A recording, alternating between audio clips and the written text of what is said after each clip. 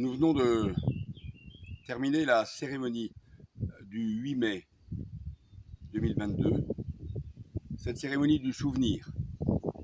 Souvenir bien sûr de la fin de la Deuxième Guerre mondiale, qui s'est terminée par la bataille de Berlin, où les troupes russes avaient permis la capitulation du Troisième Reich, avec la cessation des combats, le 8 mai à 23h01. Ce qui explique d'ailleurs que c'est le 8 mai pour nous, avec le décalage horaire, le 9 mai pour la Russie.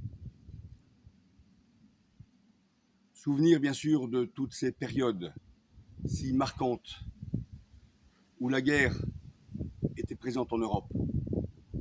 Et pour moi, ceux qui me connaissent savent que c'est le souvenir aussi de la guerre du Kosovo, par exemple, où tant de militaires ont tellement souffert, d'une guerre menée par l'OTAN déjà, hors de tout mandat international ou national, hors de tout mandat de l'ONU ou de position du Parlement français. Comment ne pas aujourd'hui réfléchir à cette menace d'un conflit de haute intensité en Europe?